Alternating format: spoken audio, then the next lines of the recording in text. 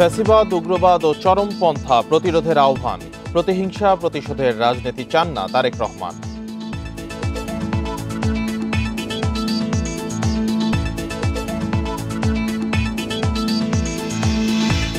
নতুন বাংলাদেশ গড়তে ২৪ দফা ইশতেহার ঘোষণায় এনসিপির। নতুন সংবিধান, সেকেন্ড রিপাবলিকের প্রতিশ্রুতি।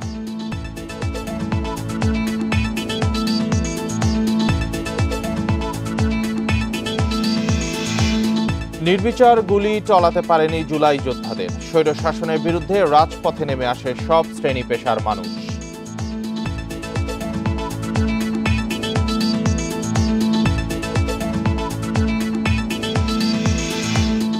গণঅভ্যুত্থানের ১ বছরে স্বাধীন বিচার বিভাগ প্রতিষ্ঠায় নানান সংস্কার, এখনো ফেরেনি আস্থা। স্বাগত ইন্ডিপেন্ডেন্ট সংবাদে, আপনাদের সাথে আছি রাকিব আহমেদ। শিরোনামগুলো জানাচ্ছিলাম, এবার চলে যাচ্ছে বিস্তারিত খবরে। ফ্যাসিবাদ, উগ্রবাদ, চরমপন্থা প্রতিরোধে শিক্ষার্থীদের সচেতন থাকার আহ্বান জানিয়েছেন বিএনপির ভারপ্রাপ্ত চেয়ারম্যান তারেক রহমান। ফ্যাসিবাদ মুক্ত দেশে ছাত্র রাজনীতিতেও পরিবর্তন দরকার বলে মনে করেন তিনি। রোববার রাজধানীর শাহবাগ মোড়ে ছাত্রদলের সমাবেশে এসব কথা বলেন তারেক রহমান। ছাত্রী ভাই এবং বোনেরা চাই যে শহীদ পরিবারগুলো রয়েছে তাদেরকে মূল্যায়ন ঠিক করা হচ্ছে না, রাষ্ট্র তাদের দায়িত্ব গ্রহণ করুক। ছাত্র জনতার গণ অভ্যুত্থানের বর্ষপূর্তিতে রাজধানীর শাহবাগে ছাত্রদলের আয়োজনে ছাত্র সমাবেশ। আজকে এখানে লাখো লাখো জনতা, ইউনূস সাহেব দেখে যান। এতে যোগ দেন ঢাকাসহ বিভিন্ন জেলার ছাত্রদল নেতাকর্মীরা। রোববার বেলা ৩টায় কর্মসূচি শুরুর কথা থাকলেও অনেক আগেই জড়ো হন নেতাকর্মীরা। বৈরী আবহাওয়া উপেক্ষা করেই স্লোগানে মুখর হয়ে ওঠে সমাবেশ স্থল।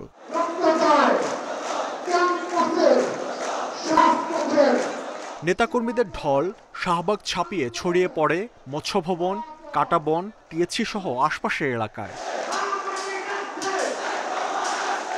সমাবেশের শুরুতেই বক্তব্য রাখেন ছাত্রদল এবং বিএনপির বিভিন্ন পর্যায়ের নেতারা। চূড়ান্ত আন্দোলনের ডাক দিয়েছিলেন। বিএনপি মহাসচিব বলেন, শেখ হাসিনাকে আর রাজনীতি করতে দেয়া হবে না। হাসিনাকে আর এই দেশে রাজনীতি করার কোনো সুযোগ দিব না।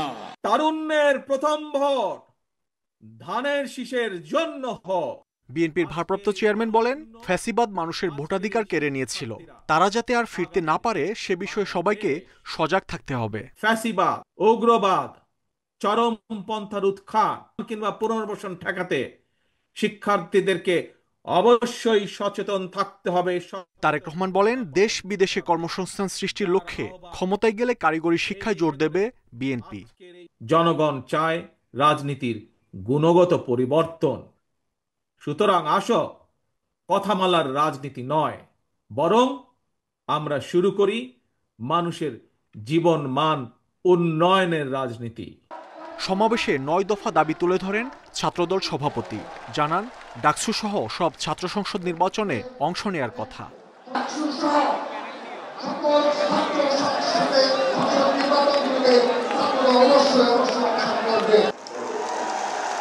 শিক্ষা, ঐক্য, প্রগতির ঝান্ডাবাহী ছাত্র সংগঠন জাতীয়তাবাদী ছাত্র দলের এই সমাবেশেও নেতারা ঘোষণা দিলেন, অতীতের মতো ভবিষ্যতেও দেশ ও মানুষের স্বার্থে যে কোনো আন্দোলনে রাজপথে থাকবে ছাত্রদল। সেই সাথে শিক্ষাঙ্গনে গড়ে তুলবে সহাবস্থানের ছাত্র রাজনীতি।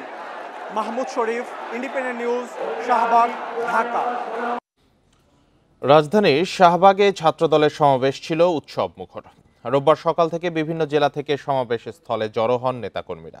স্লোগানে স্লোগানে মুখর করে তোলে পুরো এলাকা। তারা বলছেন, এই সমাবেশ গণতন্ত্র পুনরুদ্ধারের মাইলফলক হয়ে থাকবে। দেশের নানা প্রান্ত থেকে খণ্ড খণ্ড মিছিল নিয়ে সমাবেশে যোগ দেন ছাত্রদলের নেতাকর্মীরা। হাতে ছিল জাতীয় ও দলীয় পতাকা। মুন্সিগঞ্জ, গাজীপুর, নরসিংদী সহ বিভিন্ন জেলা থেকে এসেছে নেতাকর্মীরা। তাদের কাছে দিনটি ছিল উৎসবের, আনন্দের। আমরা যেহেতু বিগত দিনে আন্দোলন সংগ্রাম যে করতে গিয়ে বারবার জেল, জুলুম, নির্যাতনের শিকার হয়েছি, এই যে এখন ধরেন আজকে আসলাম, আমাদের আর মামলার আশঙ্কা নাই, জেলে যাইতে হবে না, এই অতটুকু যে একটা স্বাধীন দেশে আমাদের জন্য কত বড় পাওয়া, এটা বলে বোঝানো যাবে না। আজকে আমরা প্রায় ২,৫০০ থেকে ৩,০০০-এর মতো নেতৃবৃন্দ এসেছি নরসিংদী থেকে। আমরা বাসে প্রায় ২৩টি বাস এবং ৪৭টি হাইক্স নিয়ে এসেছি। আজকে এই দেশ স্বাধীন মুক্তভাবে আমরা একটা ছাত্র সমাবেশের আয়োজন করতে পারছি। সবার মুখে কি সুন্দর আপনি হাস্যোজ্জ্বলভাবে স্বতঃস্ফূর্তভাবে অংশগ্রহণ করেছে, সেটা আপনারা অবশ্যই দৃষ্টি উপলক্ষ করেছেন।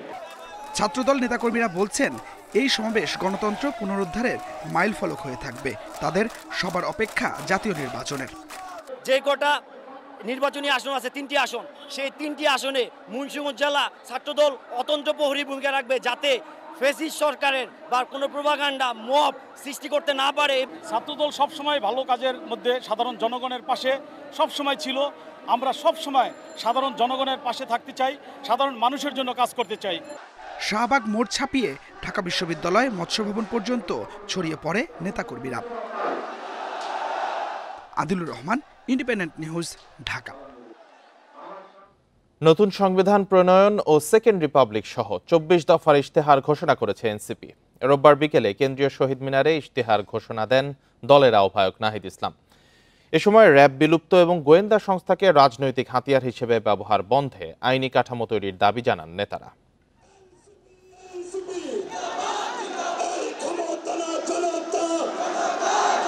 গত বছরের ৩ আগস্ট স্বৈরাচার শেখ হাসিনার পদত্যাগের এক দফা ঘোষণা করে বৈষম্য বিরোধী ছাত্র আন্দোলন। সরকারের পতন হয় ৫ আগস্ট। এক বছর পর সেই দিবসে কেন্দ্রীয় শহীদ মিনারে সমাবেশের আয়োজন করে জাতীয় নাগরিক পার্টি। এ সময় নেতারা অভিযোগ করেন, অনেক জায়গায় এনসিপিকে রাজনৈতিক কর্মসূচি পালনে বাধা দেয়া হচ্ছে, তাদেরকে রাজনৈতিকভাবে মোকাবিলা করা হবে। সরকারের কাছে মৌলিক সংস্কারের নিশ্চয়তা চাইতে এসেছি। আমরা আমাদের অসহায় শহীদ পরিবারগুলো একমাত্র অবলম্বন হারানো শহীদ পরিবারদের পুনর্বাসন চাইতে এসেছি। কেউ যদি ভয় দেখায়, কেউ যদি হুমকি দেয়, আপনারা পিছু হটবেন না। আমরা জানি এলাকায় এলাকায় আপনাদেরকে বাধা দেওয়া হচ্ছে, এনসিপির কর্মীদেরকে বাধা দেওয়া হচ্ছে। এনসিপি নেতারা আরো বলেন, সাম্যের বাংলাদেশে ফ্যাসিবাদের আর জায়গা হবে না। জুলাই সনদের প্রতিটি বিষয় বাস্তবায়নের দাবি জানান তারা। বিভিন্ন অঞ্চলে হৃদরোগ এবং ট্রমা এবং অন্যান্য বিশেষায়িত কেন্দ্র স্থাপন করব। চিকিৎসার অভাবে যাতে কারো প্রাণহানি, অহেতুক প্রাণহানি না হয়, এমন চিকিৎসা ব্যবস্থা আমরা গড়ে তুলব। যারা ক্ষমতায় এসেছে তারা জনগণের কাছে জবাবদিহি করে নাই। আমরা এমন এক রাষ্ট্র ব্যবস্থা চাই যেখানে প্রধানমন্ত্রী থেকে মেম্বার পর্যন্ত প্রত্যেক জনপ্রতিনিধিকে জনগণের কাছে জবাবদিহিতা করতে হবে। সমাবেশ থেকে নতুন সংবিধান ও সেকেন্ড রিপাবলিক সহ ২৪ দফা ইশতেহার ঘোষণা করেন এনসিপির আহ্বায়ক নাহিদ ইসলাম। আমরা গড়ে তুলব এমন কাঠামো যেখানে পুলিশ হবে মানবাধিকারের রক্ষক, নাগরিকের সেবক। আমরা পুলিশ ও আইন শৃঙ্খলা বাহিনীর রাজনৈতিক অপব্যবহার বন্ধে ও তাদের বদলি পদায়নের স্বচ্ছ ব্যবস্থা চালু করতে একটি স্থায়ী পুলিশ কমিশন গঠন করব। যে কোনো গ্রেফতারের ক্ষেত্রে ওয়ারেন্ট বা সুস্পষ্ট কারণ উল্লেখ করতে হবে।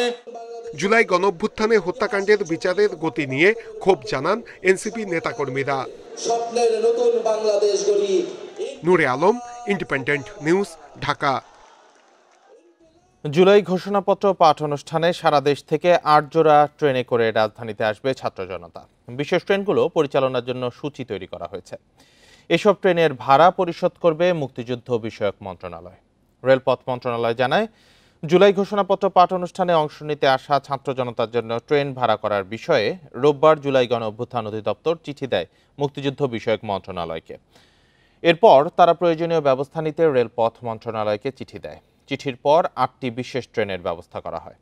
১৬টি কোচের সমন্বয়ে তৈরি বিশেষ ট্রেন চট্টগ্রাম থেকে ঢাকায় আসবে।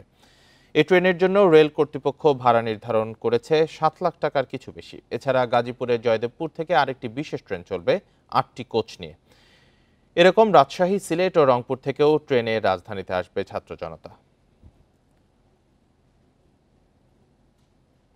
পাবলিক এই অনুষ্ঠানে আসার জন্য ইচ্ছা প্রকাশ করছে। এটা তো একটা এই জুলাই তো কারো একার অনুষ্ঠান না, শুধু ঢাকার ব্যাপার না। তো ওই জন্য ওরা একটা চাইছে, তো সেইটার রেসপন্সে জুলাই অধিদপ্তর এই আয়োজনটা করছে। আর এটার জন্য railway will receive full payment. Quota নিয়ে শিক্ষার্থীদের আন্দোলনের শুরু যেই আদালতের রায় ঘিরে এক বছরে সেই বিচারাঙ্গনে কতটা পরিবর্তন হলো? গণঅভ্যুত্থানের আকাঙ্ক্ষা পূরণে সবাই কি ন্যায় বিচার পাচ্ছেন? এসব প্রশ্নের উত্তরে আইন কর্মকর্তা ও সাধারণ আইনজীবীরা মিশ্র প্রতিক্রিয়া জানিয়েছেন। স্বাধীন বিচার বিভাগের জন্য সরকারের উদ্যোগের প্রশংসা করেছেন সবাই। আওয়ামী লীগ সরকার পতনের 2 দিন পর 10 আগস্ট সুপ্রিম কোর্টে ছাত্র জনতার বিক্ষোভের মুখে পদত্যাগ করেন তৎকালীন প্রধান বিচারপতি ও আপিল বিভাগের 5 বিচারপতি। হাইকোর্টে বিতর্কিত 12 বিচারপতিকে পাঠানো হয় ছুটিতে, রদবদল করা হয় অধস্থান আদালতের কয়েকশো বিচারককে। সব ধরনের প্রভাবমুক্ত স্বাধীন বিচার বিভাগ প্রতিষ্ঠায় আলাদা সচিবালয় সহ নানা উদ্যোগ নেয় সরকার। প্রথমবার আইন করে পরীক্ষার মাধ্যমে নিয়োগ হচ্ছে হাইকোর্টের বিচারপতি। মামলা জট ও ভুয়া মামলা কমাতে সংস্কার হয়েছে বিভিন্ন আইন। জাস্টিস সিস্টেমের মধ্যে পলিটিক্স ঢুকে গিয়েছিল, আমাদের জুডিশিয়ারিতে এই মুহূর্তে পলিটিক্সটা খুব ওইভাবে কাজ করছে। ক্রিমিনাল প্রসিডিউর কোডের 173A এই অ্যামেন্ডমেন্টটা নিয়ে আসা হলো যে একটা মামলা হওয়ার পরে 15 দিনের মধ্যে একটা প্রিলিমিনারি রিপোর্ট দিয়ে যাদের কোনোই সংশ্লিষ্টতা পাওয়া যাচ্ছে না তাদেরকে বাদ দিয়ে দেওয়া হবে। অভ্যুত্থানের মাত্র 1 মাসের মধ্যে নতুন প্রসিকিউশন টিম নিয়োগ দিয়ে শেখ হাসিনা সহ মানবতাবিরোধী অপরাধের অভিযুক্তদের বিচার শুরু করে সরকার। ডিসেম্বরের মধ্যে বেশ কয়েকটি মামলার রায়ের আশায় রাষ্ট্রপক্ষ। যেগুলো প্রত্যেকটা মানুষ দেখেছে, যেগুলোর আহত নিহতরা এখনো হাসপাতালে, তাদের চিকিৎসা চলমান আছে, এরকম একটা তাজা এভিডেন্সের বিচার এখন হচ্ছে। এই ট্রাইব্যুনাল হওয়ার পরে যতগুলো প্রশ্ন ডিফেন্স থেকে অথবা আওয়ামী লীগ থেকে তোলা হয়েছে সবগুলোই কিন্তু প্রসিকিউশনের বিরুদ্ধে। বিচারক নিয়ে কোনো প্রশ্ন তোলার সুযোগই তারা পায়নি। এটাই হলো এই ট্রাইব্যুনালের সবচেয়ে বড় নিরপেক্ষতা। তবে এত কিছুর পরও বিচার বিভাগের প্রতি জনগণের আস্থা ফেরেনি, বিচারকরা নির্ভয়ে কাজ করতে পারছেন না বলে অভিযোগ অনেক আইনজীবীর। বিচারকরা স্বাধীনভাবে বিচার করতে পারবে এই কথা কেউ বলতে পারবে না, এবং যার কারণে কিন্তু বিচারের ক্ষেত্রে আমরা অবিচার দেখছি। অনেক সময় হাজার হাজার লক্ষ লক্ষ মনো সরকারই বলছে এগুলো মিথ্যা মামলা, কিন্তু আমরা আদালতে আসলে আমাদের জামিন হচ্ছে না। আইনজীবীরা বলছেন ন্যায় বিচার প্রতিষ্ঠার সব বাধা দূর করতে না পারলে প্রশ্নবিদ্ধ হবে এই গণ অভ্যুত্থান। Zahidul Bashar, Independent News, Dhaka. রাজশাহী বিশ্ববিদ্যালয়ে শিক্ষক নিয়োগে এক প্রার্থীকে জামায়াতের সাবেক এক এমপি সুপারিশ করেছেন। সুপারিশ করা সেই প্রবেশপত্রটি বিশ্ববিদ্যালয়ের উপাচার্যের ফেসবুক আইডি থেকে ভাইরাল হয়। পরে তিনি সেটি সরিয়ে নিলেও সামাজিক যোগাযোগ মাধ্যমে এ নিয়ে চলছে সমালোচনার ঝড়। শনিবার রাত 11টার পর রাজশাহী বিশ্ববিদ্যালয়ের উপাচার্য অধ্যাপক ফরিদ উদ্দিন খানের ফেসবুক অ্যাকাউন্টে আপলোড হয় সুপারিশ করা একটি প্রবেশপত্র। এতে শিক্ষক নিয়োগে এক প্রার্থীকে জামায়াতের সাবেক এমপি লতিফুর রহমান স্বাক্ষরিত সুপারিশ দেখা যায়। মুহূর্তের মধ্যে এটি ছড়িয়ে পড়ে সামাজিক যোগাযোগ মাধ্যমে। এ নিয়ে শুরু হয় সমালোচনা। লেজুর ভিত্তিক যে দলগুলো আছে সেই দলগুলোর বাইরে গিয়ে টিচারগুলোকে এখানে বসানো হয়েছে যাতে জুলাইটাকে স্টাবলিশ করা হয়, তারা যেন জুলাইয়ের চেতনাটাকে ধারণ করতে পারে। জুলাই আন্দোলনের একটা অন্যতম ম্যান্ডেট ছিল যে বৈষম্যের বিরুদ্ধে প্রতিবাদ, কিন্তু আমরা মনে হয় না যে সেই বৈষম্য থেকে বেরোতে পারছি। প্রবেশপত্র আপলোড হওয়ার কিছুক্ষণ পরই তা মুছে ফেলেন উপাচার্য। এরপর নিজের অবস্থানও পরিষ্কার করেন তিনি। বলেন প্রতিনিয়তই এমন সুপারিশ আসে, তবে তা নিয়োগ কার্যক্রমে কোনো প্রভাব ফেলে না। এটা আসলে কোনো ইন্টেনশনাল না, কোনো ষড়যন্ত্র না, এটা জাস্ট অ্যাক্সিডেন্টালি আমার হোয়াটসঅ্যাপে এই ছবিটা ছিল, সেখান থেকে ফেসবুক স্টোরিতে চলে এসে আর কি। ফলে এটা অনেকেই করেন আর কি, কিন্তু আমরা নিয়োগ প্রক্রিয়ায় আমাদের যে প্রসিডিওর সেটাই ফলো করা হয়, ফলে এইগুলো আসলে গুরুত্ব পায় না আর কি। হয়তো আসে তাদেরকে বলি যে ভালো করে পড়ালেখা করতে বলেন। সুপারিশের সংস্কৃতি থেকে মানুষ বের হতে পারেনি জানিয়ে রাবি উপাচার্য বলেন, নিয়োগ প্রক্রিয়ায় মেধা ও যোগ্যতার বাইরে কোনো কিছু মূল্যায়নের সুযোগ নেই। কারো যদি সৎসাহস থাকে তাহলে তারা খতিয়ে দেখতে পারে যে এখন যারা নির্বাচিত হচ্ছে তাদের একাডেমিক কোয়ালিফিকেশন কি, তাদের পাবলিকেশন রেকর্ড কি, তাদের ডিগ্রির কি অবস্থা, এবং এর আগে যেগুলো নিয়োগপ্রাপ্ত হয়েছে সেগুলোর কি অবস্থা। এটা তুলনা করা মোটেই কঠিন না, সমস্ত ডকুমেন্ট ওপেন। শুধু অভিযোগ তুললে তো হবে না, দেখাতে হবে যে ঠিক কোন জায়গায় কোন প্রক্রিয়ায় কোথায় অসুবিধা হয়েছে। সাধারণ শিক্ষার্থীরা বলছেন, কোটা বিরোধী আন্দোলনের ফলশ্রুতিতেই আজকের নতুন বাংলাদেশ। এমন বাস্তবতায় সুপারিশে চাকরি কোনোভাবেই মানা হবে না।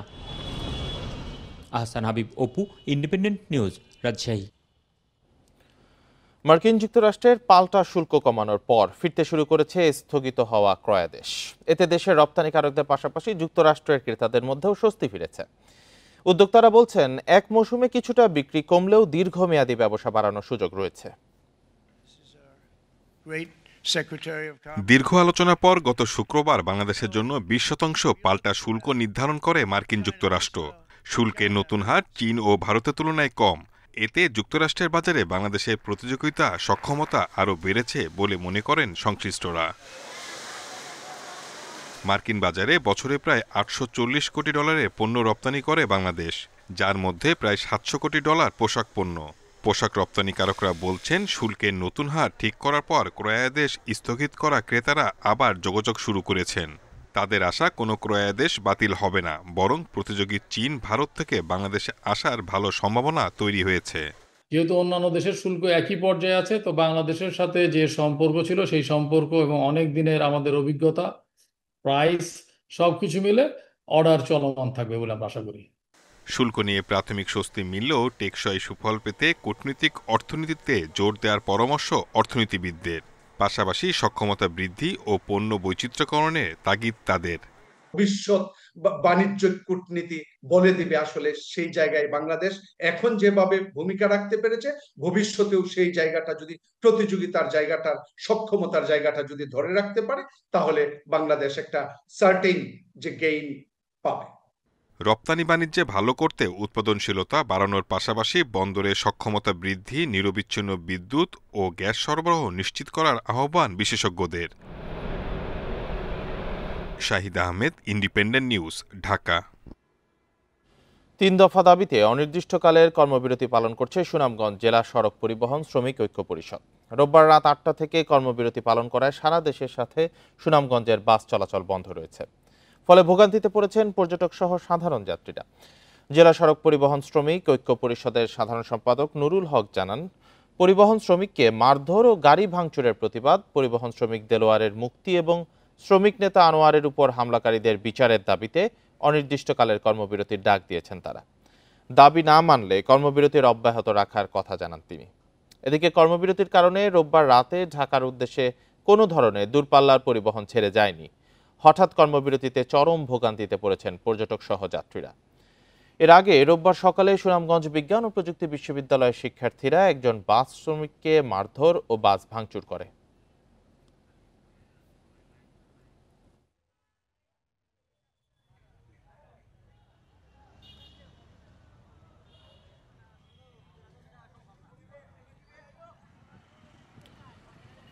আশুলিয়ায় লরি চাপায় মা ছেলে সহ অটোরিকশার 3 যাত্রী নিহত হয়েছেন। আহত হয়েছেন আরও একজন। রাতে আশুলিয়ার নবীনগর চন্দ্রা মহাসড়কের বাইপাইলে এই দুর্ঘটনা ঘটে। হাইওয়ে পুলিশ জানায়, বাইপাল থেকে অটোরিকশাটি যাত্রী নিয়ে মহাসড়কের উল্টো পথ দিয়ে বলিভদ্র যাচ্ছিল। এ সময় দ্রুতগামী একটি লরি অটোরিকশাটিকে চাপা দেয়। এতে ঘটনাস্থলে অটোরিকশার এক যাত্রী নিহত হন। আহত অবস্থায় 3 জনকে উদ্ধার করে গণস্বাস্থ্য হাসপাতালে নেওয়া হলে নূরজাহান বেগম ও তার 5 বছরের ছেলে মোহাম্মদ আবদুল্লাহর মৃত্যু হয়। দুর্ঘটনার পরই লরিটি আটক করা হলেও চালক পলাতক।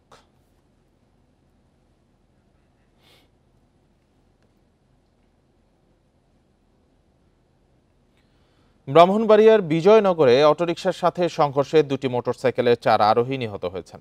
রোববার বিকেলে ঢাকা সিলেট মহাসড়কে দুর্ঘটনা ঘটে।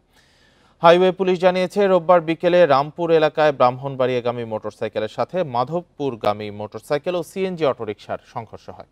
ঘটনাস্থলে 2 মোটরসাইকেলের 4 আরোহী নিহত হন। খবর পেয়ে পুলিশ ঘটনাস্থল থেকে মরদেহ উদ্ধার করে ময়না তদন্তের জন্য সদর হাসপাতালে পাঠায়। তাদের পরিচয় শনাক্তের চেষ্টা চলছে বলে জানিয়েছে পুলিশ। 3 দফা দাবিতে অনির্দিষ্টকালের কর্মবিরতি পালন করছে সুনামগঞ্জ জেলা সড়ক পরিবহন শ্রমিক ঐক্য পরিষদ। এ নিয়ে আরো জানাতে সুনামগঞ্জ থেকে যুক্ত হয়েছেন সহকর্মী জাকির হোসেন। জাকির, কর্মবিরতির কি প্রভাব পড়ছে পরিবহন খাতে? এই সংকট নিরসনে কোনো উদ্যোগ নেওয়া হয়েছে কিনা?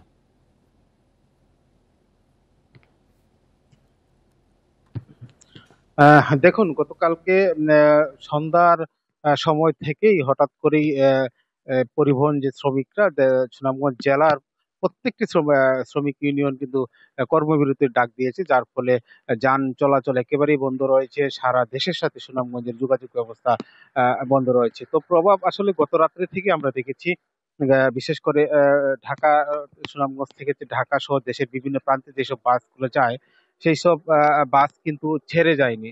যার ফলে আপনি জানেন এই সময়টাতে কিন্তু সুনামগঞ্জে পর্যটক এসে থাকে। তো পর্যটকরা কিন্তু চরম একটি সমস্যার মধ্যে পড়েছিল। পর্যটক ছাড়াও যে সমস্ত সাধারণ মানুষ রয়েছে সুনামগঞ্জের, সাধারণ মানুষ যারা ঢাকা সহ দেশের বিভিন্ন প্রান্তে জরুরি কাজে যাওয়ার কথা ছিল, তারা কিন্তু চরম একটা বিপাকে পড়েছিল। আমরা দেখেছি অনেক পর্যটক এবং সাধারণ মানুষ কিন্তু তারা সুনামগঞ্জ থেকে বিভিন্ন উপায়ে কিন্তু সিলেট পর্যন্ত গিয়েছে, তারপরও সিলেট থেকে হয়তো বা বিভিন্ন মাধ্যমে গিয়েছে। তো আজকে সকাল থেকে আমরা দেখছি, কারণ অনেকেই জানে না এই যে কর্মবিরতি চলছে, কর্মবিরতির কারণে যে যান চলাচল, যে অর্থাৎ বাস চলাচল বন্ধ রয়েছে, মানুষ এসে কিন্তু অনেকটাই চরম একটা বিপাকের মধ্যে পড়েছে। এর মধ্যে আজকে বৈরী আবহাওয়া, অর্থাৎ সকাল থেকে কিন্তু মুষলধারে বৃষ্টি হচ্ছে। ভোর রাত্র থেকে মুষলধারে বৃষ্টি হওয়ার বৃষ্টিকে উপেক্ষা করেই যারা বিভিন্ন গন্তব্যে যাওয়ার কথা, অর্থাৎ সিলেট থেকে ঢাকা পর্যন্ত যারা যাওয়ার কথা, তারা কিন্তু সুনামগঞ্জ জেলা সদরে এসে পৌঁছেছে, কিন্তু পৌঁছে তারা এখন পর্যন্ত কোনো প্রকার বাস না পাওয়া চরম একটা বিড়ম্বনা পড়েছে। তো এই সমস্যার উত্তরণে আসলে আমি কথা বলেছিলাম গতকালকে অতিরিক্ত জেলা ম্যাজিস্ট্রেট মোহাম্মদ রেজাউল করিমের সাথে। তিনি আমাদেরকে জানিয়েছেন আজকে সকাল 11টা নাগাদ শ্রমিক ইউনিয়নের নেতাদের সাথে তারা বৈঠকে বসবেন। তো বৈঠকের পরই আসলে জানা যাবে যে এই যে আজকে কর্মবিরতির যে কি হবে না হবে সেটা ফলাফল পাওয়া যাবে। তো এছাড়াও শ্রমিক ইউনিয়নের নেতারা যেটা বলছেন যে তাদেরকে 3 দফা, অর্থাৎ সুনামগঞ্জ বিজ্ঞান ও প্রযুক্তি বিশ্ববিদ্যালয়ের শিক্ষার্থীদের সাথে তাদের যে বাস শ্রমিকদের প্রায়ই একটা বাকবিতণ্ডা হয়ে থাকে বাস ভাড়া নিয়ে। তো সেটাও একটা বিষয় রয়েছে, এবং আরো তাদের 2টি ন্যায্য দাবি রয়েছে। তাদের দাবি হচ্ছে তারা এই ন্যায্য দাবি করছেন, সেই সমস্ত দাবির প্রেক্ষিতেই কিন্তু আজকে এই যে কর্মবিরতি পালন করছে। তো কর্মবিরতির ফলে আসলে সুনামগঞ্জে সাধারণ মানুষ যেমন বিপাকে পড়েছেন, দেশের বিভিন্ন প্রান্ত থেকে আসা পর্যটকরাও কিন্তু অনেকটাই বিপাকে পড়েছেন। তো এই ছিল আমার কাছে সুনামগঞ্জের পরিবহন শ্রমিকদের কর্মবিরতির সর্বশেষ খবরাখবর। সুনামগঞ্জ থেকে জানাচ্ছিলেন সহকর্মী জাকির হোসেন। নদী, পাহাড় ও বন নিয়ে পার্বত্য চট্টগ্রামের বনাঞ্চল, অথচ এই বনে নেই বন্যপ্রাণী বসবাস উপযোগী গাছ ও পরিবেশ। গভীর বনেও আদি প্রজাতির বৃক্ষের দেখা মেলে না। ফলের গাছ না থাকায় বনভূমি ছেড়ে চলে যাচ্ছে স্তন্যপায়ী ও সরীসৃপ প্রাণী। অল্প কিছু পাখি ও উভয়চর প্রাণী বেঁচে আছে পার্বত্য বনে। বন্যপ্রাণী গবেষক রেজা খান বলছেন, পাহাড়ি বনের স্বাভাবিক বৈশিষ্ট্য হারিয়ে গেছে। বাস্তুতন্ত্র ফিরিয়ে আনতে নিতে হবে দীর্ঘমেয়াদী পরিকল্পনা। রাঙামাটির পাবলাখালী বন্যপ্রাণী অভয়ারণ্য প্রাচীন এক বন, সাথে আছে কাঁচালং কাপ্তাই সংরক্ষিত বনভূমি। কালের বিবর্তনে এই বনাঞ্চলের পুরনো সব গাছ হারিয়েছে, বেড়েছে বসতি, উজাড় হয়েছে সিভিট, গর্জন, চাপালিশ, তেলসুর, শিলকড়ই, বৈলাম প্রজাতির আদি বৃক্ষ। গবেষকেরা বলছেন, ব্রিটিশ শাসন থেকে বাংলাদেশ স্বাধীন হওয়ার পর পর্যন্ত পাহাড়ি বনে গাছ কাটা হয়েছে সরকারি নির্দেশে। বনে এখন যেসব গাছ আছে তার সর্বোচ্চ বয়স 30 থেকে 40 বছরের মধ্যে। বনে যতগুলো গাছ আমাদের চোখে পড়েছে নিচে থেকে উপর পর্যন্ত, আমার মনে হয়নি কোনো গাছের বয়স 30 বছরের বেশি হবে। ব্রিটিশ যে পদ্ধতি শুরু করেছিল শালবন এবং চিটাগাং হিল ট্যাক্স, সেটা ছিল সবচেয়ে ডেট্রিমেন্টাল। এবং এখন বলে না বন বিভাগ, তাদের একটা প্রসেস ছিল clear felling process. Clear felling কথার মানে হলো মাটি ছাড়া সব সাফ করে সরিয়ে ফেলা। ব্রিটিশ এই সিস্টেমটা শুরু করে এবং বাংলাদেশ আমলের প্রথম দিকেও এই সিস্টেম ছিল। রাঙামাটি, খাগড়াছড়ি সহ বান্দরবনের সাঙ্গু অভয়ারণ্যে কালীভদ্রে দেখা মেলে লামচিতা, মেঘলা চিতা, ঢোলকুকুর, চশমা পরা হনুমান, ধনেশ পাখি। কক্সবাজারের ফাঁসিয়াখালী, টেকনাফ বন্যপ্রাণী অভয়ারণ্য ও চট্টগ্রামের চুনতি, হাজারিখিল, দুধপুকুরিয়া, ধোপাছড়ি বনের চিত্র একই। এখানে অল্প সংখ্যক বনহাতি, পাখি, হরিণ, বানর আছে। তবে বনে ফলের খাবার, পানি ও আবাসন সংকটে এদের অস্তিত্ব এখন চরম হুমকিতে। ফলের জন্য যারা নির্ভরশীল তার মধ্যে হলো বানর, হনুমান মানে স্তন্যপায়ী প্রাণীর মধ্যে, আর হলো উল্লুক। উল্লুক সারা পার্বত্য চট্টগ্রামে ৩-৪টা স্পটের বেশি কোথাও নাই। যখন বন ধ্বংস হয়েছে এবং যখন কাপ্তাই হ্রদ হয়েছে, এই দ্বিমুখী আক্রমণের ফলে পার্বত্য চট্টগ্রামের ভার্চুয়ালি যে সব বন্যপ্রাণী থাকার কথা ছিল সেগুলো নাই, এবং পাবলিক যেগুলোকে চেনে তার একটিও নাই। গবেষকেরা বলছেন, সংরক্ষিত বনে অবাধ পর্যটনের ওপর নিষেধাজ্ঞা জরুরি। সঠিক পরিকল্পনা নিলে ফেনী, কর্ণফুলী, সাঙ্গু, মাতামুহুরী নদীর অববাহিকায় এখনও যেসব বনভূমি বেঁচে আছে সেখানে আবারও অনেকাংশে প্রাণ প্রকৃতি ফিরিয়ে আনা সম্ভব। Shahriar Anirban, independent News, Dhaka. দীর্ঘদিন সংস্কার না হওয়ায় ফরিদপুর, রংপুর ও বরগুনার অনেক জায়গায় বেহাল সড়ক। বৃষ্টিতে খানাখন্দে পড়ে প্রায় ঘটছে ছোট বড় দুর্ঘটনা। দুর্ভোগে চলাচলকারীরা। দ্রুত সড়কগুলো মেরামতের দাবি ভুক্তভোগীদের। এমন বেহাল দশা ফরিদপুর ভাঙ্গা মহাসড়কের। দীর্ঘদিন সংস্কার না হওয়ায় ৩০ কিলোমিটার সড়কটির ২২ কিলোমিটারে তৈরি হয়েছে ছোট বড় খানাখন্দ। ফলে ব্যবহারের অনুপযোগী হয়ে পড়েছে সড়কটি। ভোগান্তিতে চালক ও যাত্রীরা। এই রাস্তায় আমি একটা রুগী নিয়ে যাতায়াত করলে যে জায়গায় আমার লাগে ২০ মিনিট, ওই জায়গায় আপনার হচ্ছে সর্বোচ্চ ১ ঘন্টা ১.৫ ঘন্টা সময় লাগে। প্রতিদিনই অনবরত সড়ক দুর্ঘটনা ঘটতেছে। আজকে আমার সামনে ৩টা অটো পড়ে গেল। খানাখন্দে ভরা রংপুর নগরের জাহাজ কোম্পানি মোড় থেকে সাতমাথা পর্যন্ত প্রায় ৫ কিলোমিটারে ঘটছে ছোট বড় দুর্ঘটনা। যে রাস্তাটা এত ভাঙা, এত পরিমাণ ভাঙা, কেউ চোখে দেখে না, কোনো প্রশাসনও চোখে দেখে না। স্কুলের ছাত্রছাত্রীরা যাইতে পারে না, উল্টি রিক্সার থেকে পড়ে আহত হয়। বরাদ্দের অভাবে কাজ শুরু করতে পারছে না নগর কর্তৃপক্ষ। রংপুরে যে বাজেট বরাদ্দ, তাতে এত বড় রাস্তা আমাদের সক্ষমতায় কোনো নির্মাণ করাটা আসলে আমাদের জন্য সম্ভব না। সেই কারণে এটা আমরা প্রজেক্টের প্রপোজাল আকারে পাঠিয়েছি। তবে জরুরি বিবেচনায় খুব বেশি যে জায়গায় মেরামতের জরুরি হয়ে পড়েছে সে জায়গায় একটু মেরামতের জন্য আমরা উদ্যোগ নিয়েছি। একই চিত্র বরগুনার আমতলী তালতলী আঞ্চলিক সড়কের ২২ কিলোমিটারে। বিকল্প সড়ক না থাকায় বেহাল সড়কে বাধ্য হয়ে চলাচল করতে হচ্ছে যাত্রীদের। রাস্তা যখন হয় তখন দেখা যায় একটু সুন্দর, কিন্তু ২ মাস ৬ মাস ১ বছর যেতে না যেতে আবার রাস্তার সেই যে দুর্ভোগ, সেই বেহাল অবস্থা হয়ে যায়। ১০ মিনিটের রাস্তা ৪০ মিনিট লাগে, বুঝলেন, তারপরে গাড়ির ক্ষতি। এদিকে সাতক্ষীরার প্রায় ৫.৫ কিলোমিটার দৈর্ঘ্যের দুটি আঞ্চলিক সড়কে চলমান কার্পেটিংয়ে অনিয়মের অভিযোগ করেছেন স্থানীয়রা। তাপস সরকার, ইন্ডিপেন্ডেন্ট নিউজ। এ বিষয়ে আরো জানাতে রংপুর ও ফরিদপুর থেকে যুক্ত হয়েছেন আমাদের সহকর্মীরা। প্রথমে রংপুর থেকে জানাবেন সহকর্মী নজরুল ইসলাম। নজরুল, বরাদ্দের অভাবে সড়ক মেরামত হচ্ছে না এমনটা তথ্য পাওয়া যাচ্ছে, তো বরাদ্দ পাওয়ার কোনো আশ্বাস মিলেছে কিনা?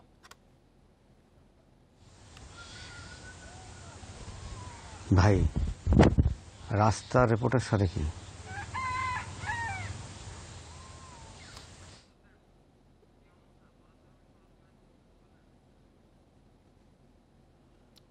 নজরুল, আশা করি আপনি আমাকে শুনতে পাচ্ছেন। বরাদ্দের অভাবে সড়ক মেরামত হচ্ছে না এমন তথ্য পাওয়া যাচ্ছে, তো বরাদ্দ পাওয়ার কোনো আশ্বাস মিলেছে কিনা?